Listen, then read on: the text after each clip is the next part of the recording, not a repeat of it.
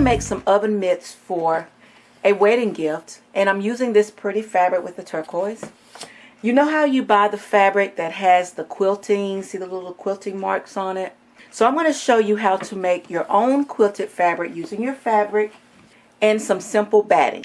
I have my fabric and I have my batting. So I'm going to simply take the fabric and lay it on top of the batting, and here is where you don't want it to be perfect. So I'm going to cut out the batting because I've already got my strip of fabric cut out.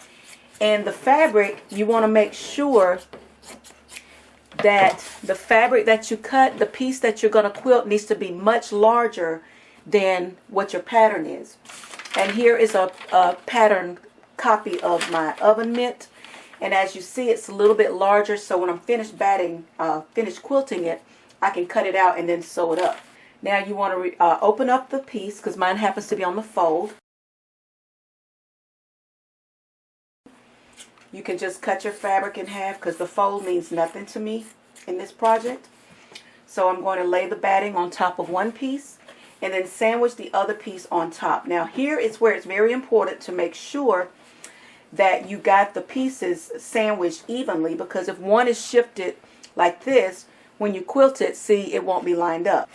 You're going to grab your pins and you're going to pin it in place in just a couple little spots so that all of it stays in place and intact. So now it's ready to quilt. So I'm going to use a brown thread and I want it to blend in. You'll need to put some marks on your quilting, your fabric that's to be quilted, so you'll know where to sew. You can either do it freehand if you want, because it doesn't have to be perfect, or you can take a ruler and just draw your little marks. And I'm going to do mine about 1 inch apart. So I'm just eyeing 1 inch all the way across.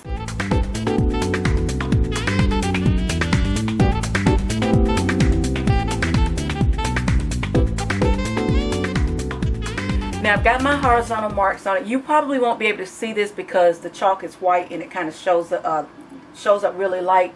And I don't think the camera is going to pick that up. But I'm just going to turn it the other way and do the exact same thing.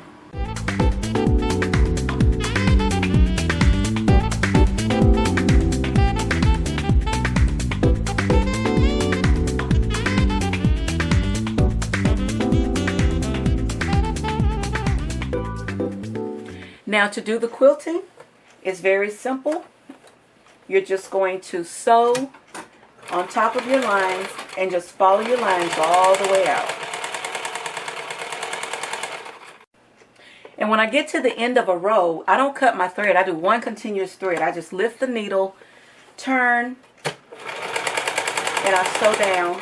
You can sew across all the way down till you get to the other side. And here's my other line. I'm just turning. So I'm actually sewing in like a square. And as I get to a new line, I just stop and I go to my new line.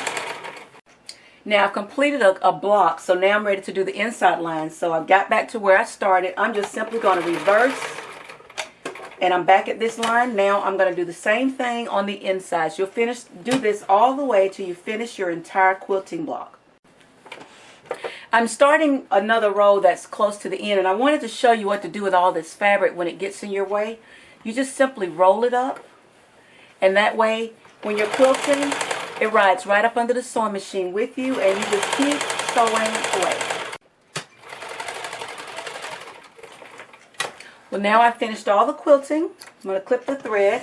So now our fabric is quilted. I don't know if the camera is picking this up, but it's a very nice 1 inch squared block. See how nice that turned out? So I hope this was helpful on how to quilt your own fabric. Happy sewing!